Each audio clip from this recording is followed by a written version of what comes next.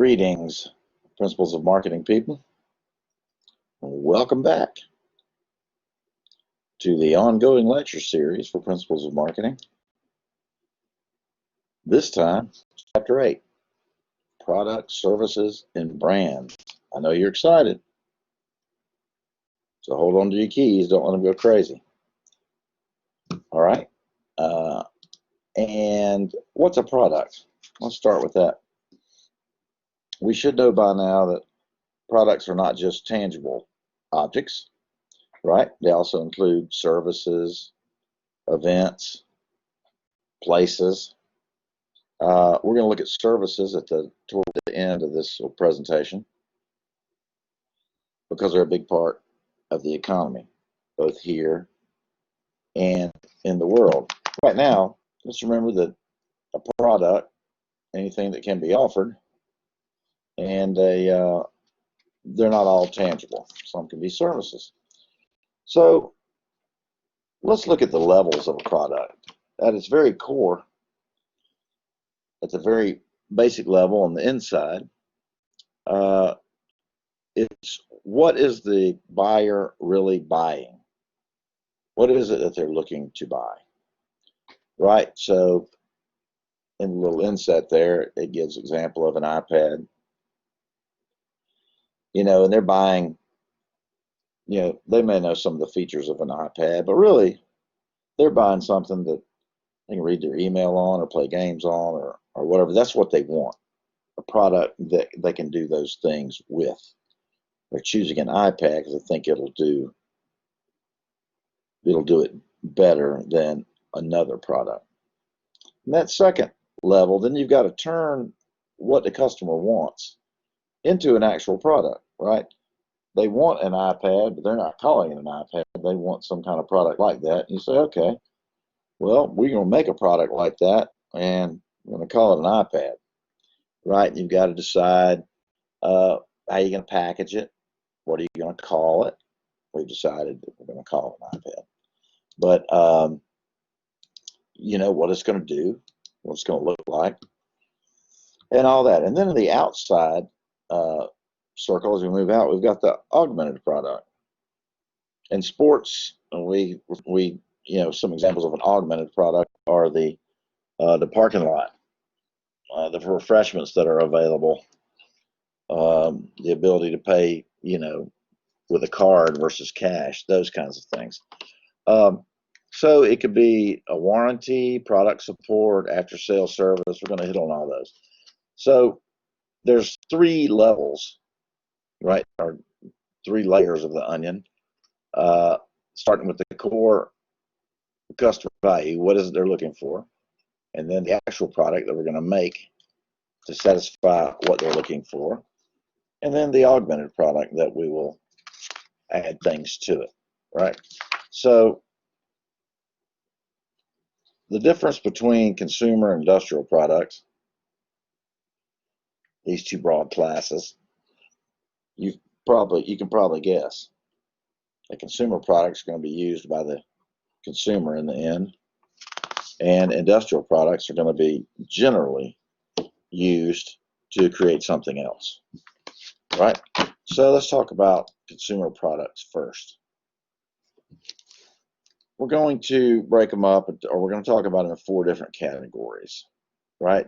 Convenience products, shopping products, specialty products, and unsought products.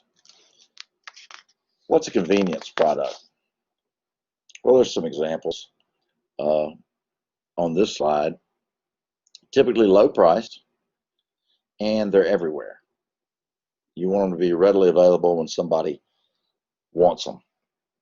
Think of the checkout aisle at a grocery store, right? None of that stuff's very high priced. Nobody's going to shop it around. Pick up a candy bar, as long as it's less than $100, you figure that's about right. Those are examples. That's an example, and these are examples of convenience products. And I'm sorry that some of these slides mess up when they get transferred over to Collaborate. I have no way to figure it out. I've tried to figure out why that happens, but I don't know. Shopping products. typically a little bit more expensive, right? So you're going to be a little more involved in that. They're going to be available at fewer places, and they're generally going to have some personal selling involved because they may be a little more complex, or if nothing else, they're more expensive. So people are going to be doing some comparisons, and as the title says, I'm going to shop around a little bit more. So more expensive than convenience products. Specialty products. Buyers don't normally compare these, right? You decide that, or not decide, you find out you need some sort of heart surgery. And so you go, where's the best place where I'm going to live? If I get that heart surgery, say, oh, it's in, Texas. Then off to Texas you go. You're going to look for a coupon or something. Or if you're going to buy, a Lamborghini car, you're going to go buy a Lamborghini car, and you're going to drive to it. It's because they're, it's either the brand or the characteristics of it that are one. So the buyers usually only invest the time they need to get there that carries the wanted product so they can buy it. All right. And an unsought product. Those are things that either the consumer doesn't know exist. So, of course, we'll advertise, let them know it exists. We persuade, remind, and inform. I'll be informing. Or they require a lot of personal selling. So they're either things that are brand new that people didn't know exist till you tell them, or they're things that people don't generally think about buying. Life insurance, a funeral, even though everyone's going to die. No doubt about it. And if you have a family, you want to have some life insurance so they can carry on, not penniless and insane. And everybody's going to die, but most people don't have a burial plot or a casket picked out, right? So those are unsought products, and they require quite a bit of personal selling. So we'll talk about industrial products for a second. And as I said before, the main distinction between consumer product and industrial product is based on the purpose. So even if you bought the same product, you bought a lawnmower to cut your yard, cut your grass every couple of weeks, that'd be a consumer product, right? You could buy that anywhere. You could buy a lawnmower at Walmart for personal use. If you bought a lawnmower for your landscaping business, then the lawnmower would be categorized as an industrial product. And you'd probably buy a little nicer one from, an Ace Hardware or some distributor that sold, a higher grade of commercial lawnmower. And as I said before, industrial, as the slide says too, industrial products are generally purchased for further processing, in conducting another business. So materials and parts. Raw materials and manufactured materials and parts. Typically sold directly to industrial users. They're interested in price and service. Right? They need to buy it for the price that they can put it in the new product and still make a profit, and they need to get them when they need them. It's not so much the boxes that come aren't branded up like a pair of Nike shoes because they know what brand they're buying, and they just need them when they need them, and they're interested in the price because they're not going to resell them. Capital items, that's like buildings and fixed equipment and factory equipment, tools, and even office equipment, copiers, and things like that. Supplies are categorized as the convenience products of this field, usually purchased with not effort. And business services, company, that could be an accounting service. It could be a maintenance company that takes care of the machinery or even the building or the grass or the repairs or those types of things. Organizations, persons, places, and ideas. That's Seems strange, doesn't it? Organization marketing, person marketing. Look at this inset of this girl in this ad by Kaiser Permanente.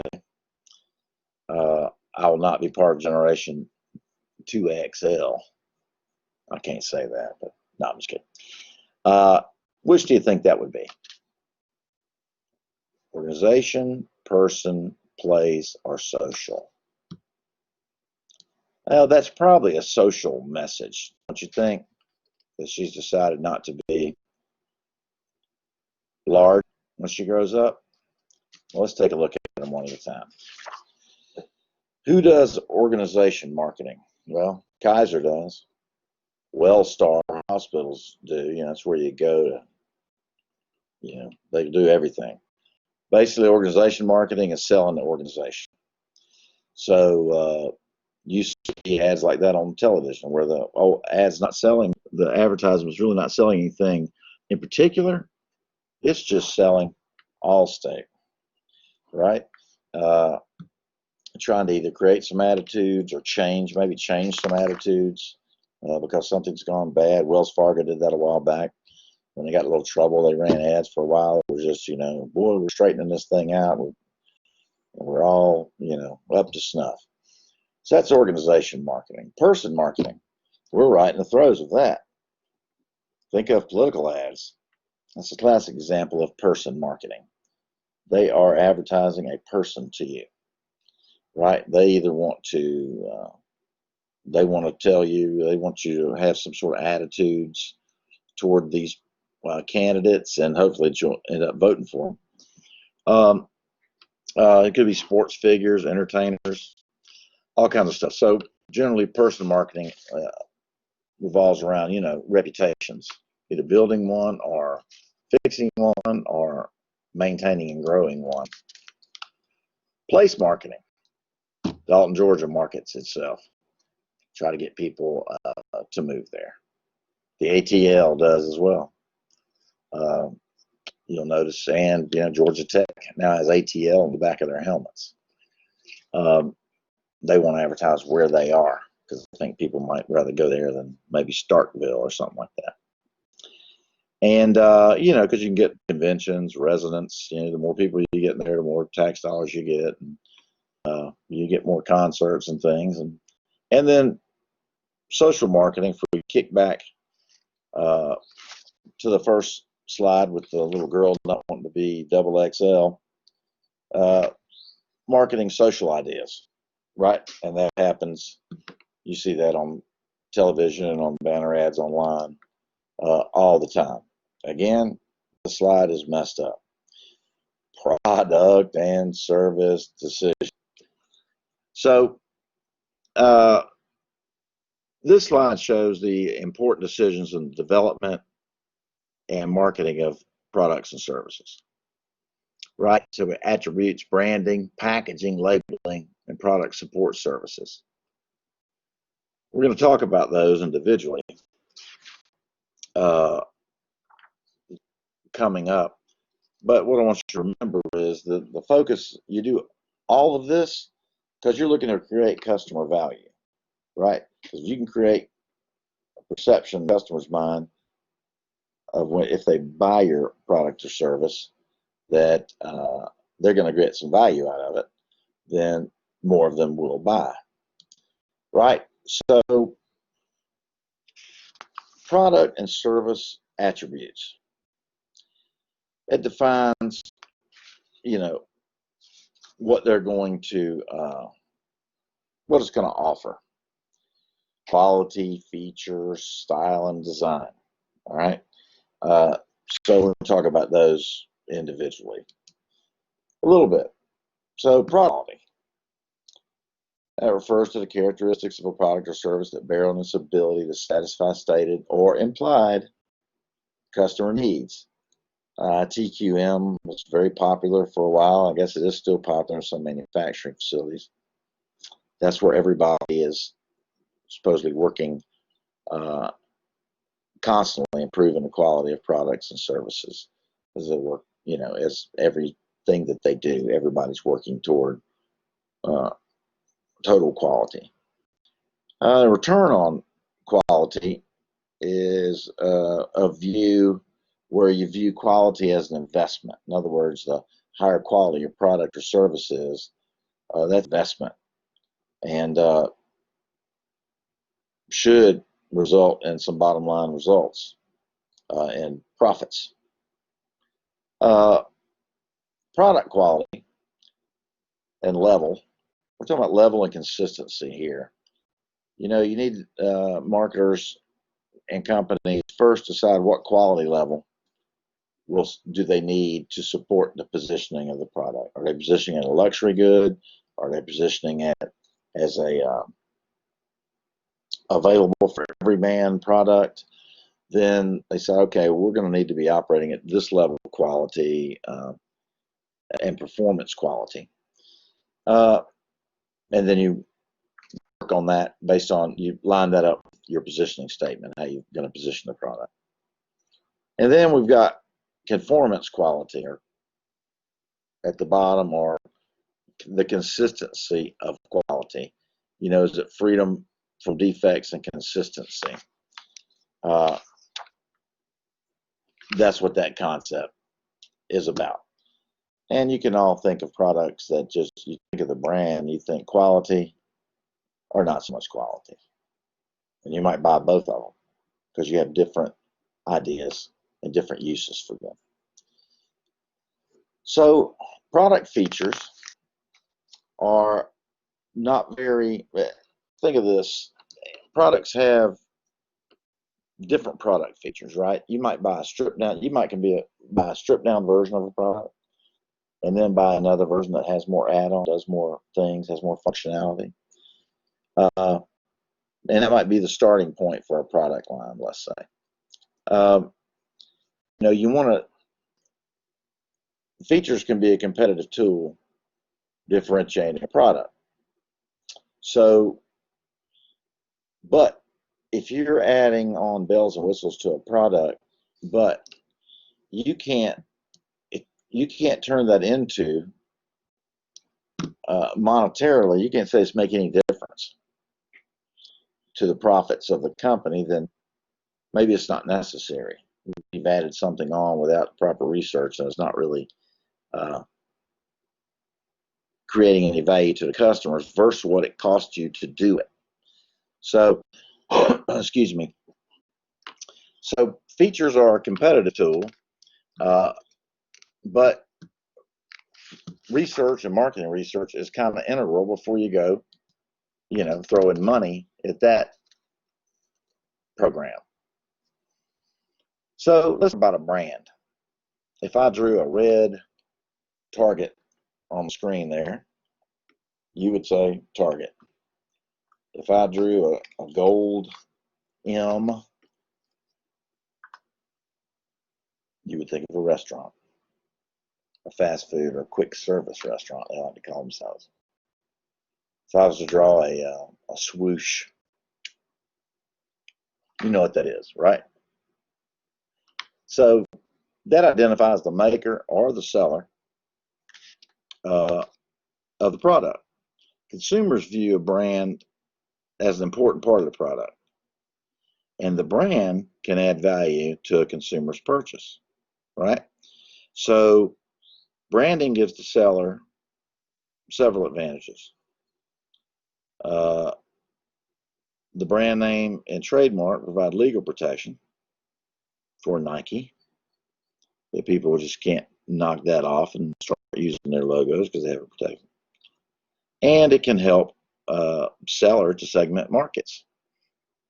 You think about it, GM makes Chevrolet, and they also make Cadillacs.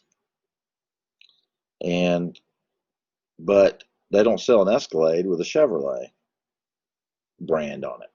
They sell that with the Cadillac brand on it. And they sell them into different markets. Packaging and labels. I got my master's degree with a girl whose degree was in packaging. She used to tell me about it. I used to find it interesting. It was an engineering degree, but from a marketing perspective, you know, it's important. The design, production of the container or wrapper for the product. Labels, they're important. If you've ever gotten something without an instruction booklet or labels as to which way the filter goes in the air conditioning unit or like that, you'll know. If you don't have them, uh, it can cause you a lot of stress and strain. So it can be a simple tag, or it can be something that's seen, right, and identifies the product or a brand, the backpack or whatever you have.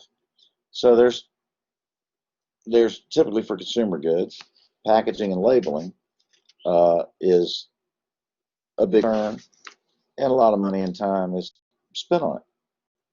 Style and design.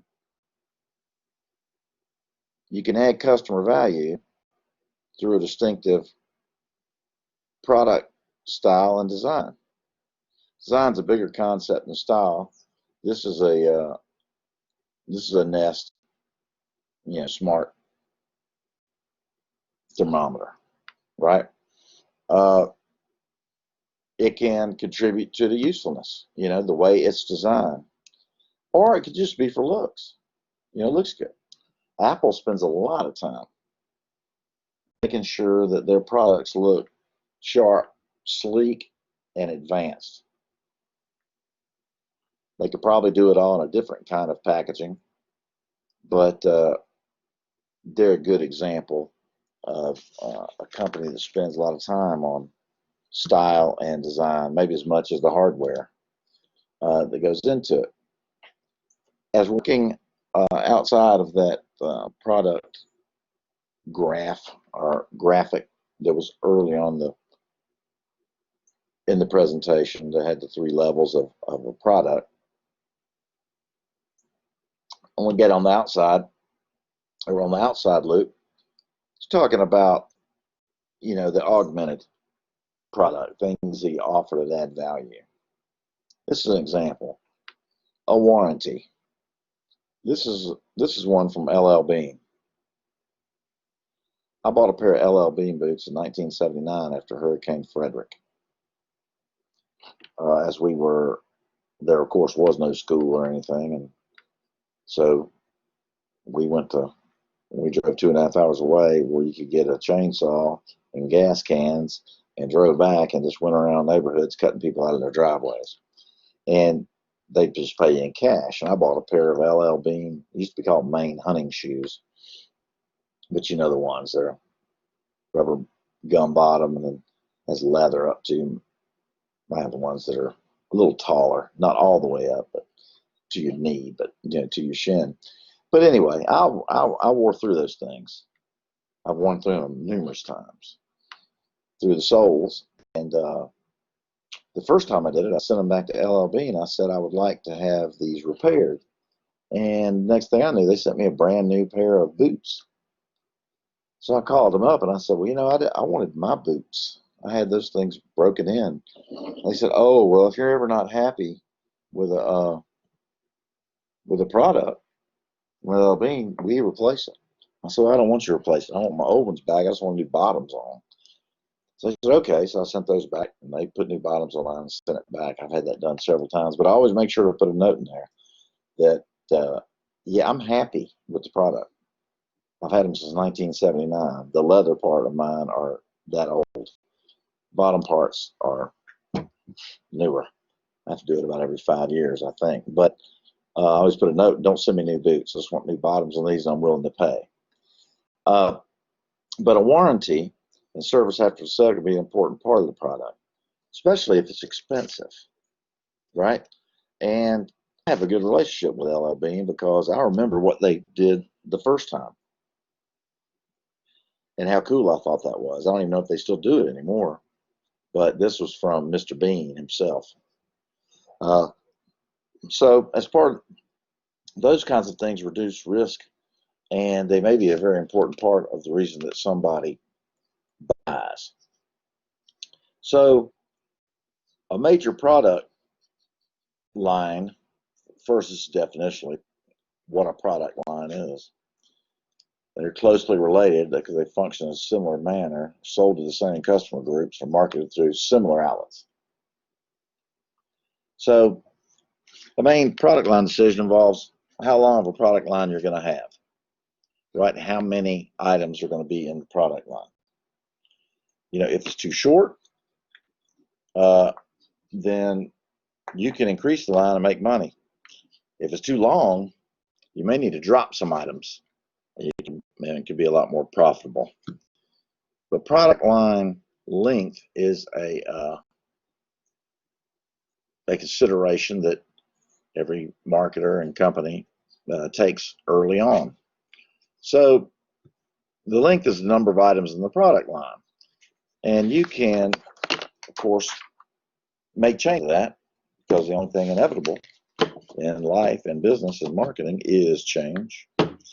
So you can expand your product line two ways: by line filling or line stretching. So think of line filling is when you add more items than the present range. Right? So think of Apple or Samsung, where they offer different types of phones at different price points for people who want to do different things with them.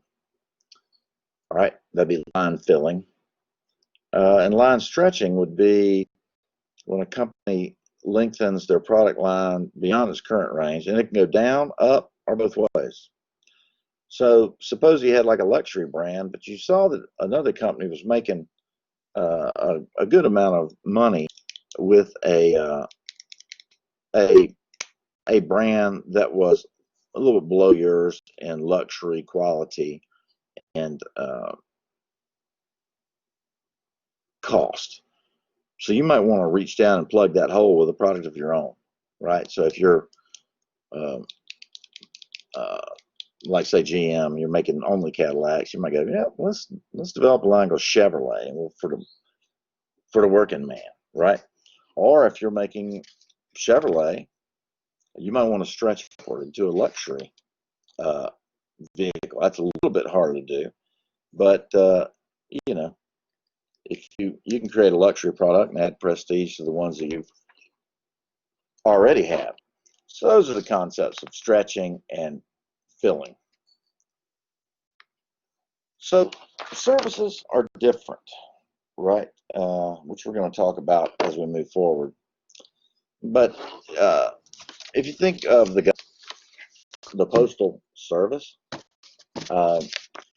why do we study services? Let's just start there. Because it is about 80% of the U.S. gross domestic product are services. And you just know this from, if you picture a shopping center that you go to on a regular basis, think of all the businesses that are in there. Most of them are going to be either pure service businesses, like a dry cleaner or a nail salon, or have a large service component in the business. Right there, if you start a business, typically you're going to start a service business. They're easier to start. So, governments have police departments, fire departments, schools, private nonprofit organizations, colleges, museums. Those are all services. And banks, businesses are in the service business. So since they're different, it requires a little bit different thinking than a tangible product. So what are the four characteristics of a service? Well, we've discussed intangibility already. That means you can't touch, feel them, hear them, or check them out much before you purchase them. Right? You have to really purchase them before that happens. Variability. No two haircuts you get are going to be the same, even if it's by the same person, at the same time of day, same time of year, same place. No two lawn cuttings are going to be the same. Inseparability. Services can't be separated from their providers. Now, what does that mean? Excuse me. Because they're involved in it. And think of going to Waffle House and you order a meal and you can see who's cooking it. And you can't separate, even the goods that you're going to get, the eggs and grits, from the provider, right? And perishability. You can't go get 3 haircuts because they're on sale and save them up and just use them when you need them, right? You can't store them and use them later or go, I'll sell these on the black market, these 3 haircuts. So those are the 4 main characteristics of a service. Now, going back to the brand discussion, ultimately, a powerful brand generally has high brand equity. Apple, Target, and Home Depot. And that's a measure of the brand's ability to capture customer preference and loyalty. So in other words, if you say company A, what they're worth, if we bought all their buildings and all of their systems and all of their inventory, it's worth X. But it's really worth X plus Y. And Y is the equity of the brand, right? The Apple brand is worth something, which we're going to talk about on another slide or so. And then brand value. That's how you estimate. That's somebody estimating what the brand is worth. I sold a company once, and we came up with a price of what it was worth just to buy it, and then what's it worth for you to buy, our name that we've been operating in the Southeast. People know us. We have a good reputation, and that's worth something. I say it's worth this, they said it's worth that, and we ended up coming up with a number. So this is Interbrand is a company that provides brand valuations. So these numbers are from 2015, and you can see the top 5 were Apple, Google, Coca-Cola, Microsoft, and IBM. Now I can't really access it on here, but you can see what the brand value was then. But when I put the slideshow under modified PowerPoints, view the slideshow and think in your mind which of these you think fell out of the top 5, or which do you think may have moved up? Are there any ones that are not on there that you think are now in the top 5? And you can click this link right here. It says 2019. It'll take you to the 2019 brand valuations and see what you think. See if you're surprised or not surprised. Or you can say, I think this one is still in that position. And then click on it and see. So, building strong brands. We have a market is a set of actual and potential buyers, right? And sellers typically search for buyers. Find them, identify what they're looking for, design good market offerings, price them correctly, promote them, and then hopefully sell them. But marketing is kind of a two-way affair, or bi-directional, because consumers are involved in it as well, right? There's a lot of power in the hands of the consumer in this decade versus 2-3 decades back. When consumers search for it, interact with companies, get information, then make their purchases.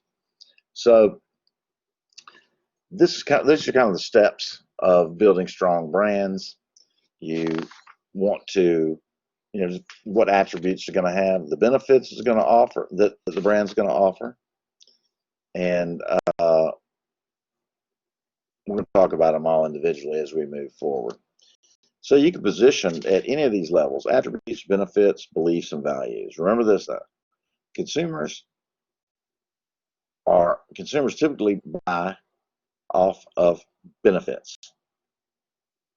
Okay, they want to know what I could do for them. They're not interested in all the attributes of the Volvo, all of the technical attributes that make it safe. They just want to know it's safe. They typically buy off of benefits. So that's a better way to position than attributes, because anybody can copy your attributes, but can they copy your benefits? No. And at a deeper level, beliefs and values, right? Who does that? People that are Apple fanatics in a store, they'll really get on your nerves because they're really into it. There are people that are fanatical about Disney. You may be one of them. I'm not, but there are people that go every year to Disney. They just have the grandest, biggest time. And Disney's done a really good job at positioning a brand based on that. So how do you select a brand name? Well, here's some guidelines that the brand name suggests benefits and qualities. Snapchat, lean cuisine. Lean cuisine. You eat this cuisine and you get lean. You can chat with people in a snap. All right, those are good ones. Easy to pronounce, recognize, and remember. iPad. JetBlue. Jet into the blue skies. They fly. Distinctive. If I say, hey, meet me at Panera, everybody knows what that is. Extendable. What does that mean? That means that instead of Amazon billing themselves as a bookseller like they originally started, that's just Amazon.com, right? And I included this Whole Foods logo on the right there. So you have Whole Foods Market, kind of says what they are. And then they've added the Amazon arrow, bent arrow with fruits and vegetables and stuff in it. So that brand mark, I can tell, I'm going to get some GMO foods, and they're affiliated with Amazon, and apparently they have bell pepper and eggplants and stuff. That's a good one. Apple computers for years operated under the corporate name of Apple Computers. Now they're just called Apple. Why? Because they make probably less money off their computers than they do watches and phones. So they changed it just to Apple. Make sure it's translatable. Everybody's familiar with Exxon today, but Standard Oil was the name of the company. That we're going to call it Enco, but that in Japanese that word meant you had a stalled engine, so they went with Exxon instead. And one of the biggest things is that it's capable of registration and legal protection. So people will check, make sure it hasn't been taken, and then use that to protect your investment, which is the reason that if you buy University of Georgia gear, or you want to get a sign made because you're graduating high school at the University of Georgia, then the sign company will, if you go to have one made, they'll say, well, we can't use their logo. We can print it out, but because we don't pay for it, don't want to get in trouble. So store brands are popular. Kroger store brands are about 25% of their sales. And if I asked everyone here to give me a store brand, everybody could do it, right? So, but there are different kinds of brands. For a long time, national brands dominated the retail scene, right? Campbell's Soup, GA Red Tomatoes, Heinz Ketchup, etc. But then wholesalers started creating their own private brands or store brands. So And when times got tight back in the last recession, they had a big boom in store brand, Kroger brand stuff. You can think of Walmart's brands, Great Value, Equate, Aspirin. The soft drink names are always tickle me at Walmart. The one's called Dr. Thunder, which I think is like Dr. Pepper. But so those are examples of store brands. Trader Joe's, they sell their own wine, and people will break that right out of the park and not think anything about it. Some companies will license names that maybe were previously created by other companies, but they're not using them anymore, and they'll license those to them and say, well, we're in that business more. We'll license it to you though, and you can put it on your product, and boom, we got an instant brand name, and it might be made by Kroger, but it says on some brand that's it's got a history and people know it. And co-branding. Think Taco Bell and Doritos. 7 and 7. Jack and Coke. All right.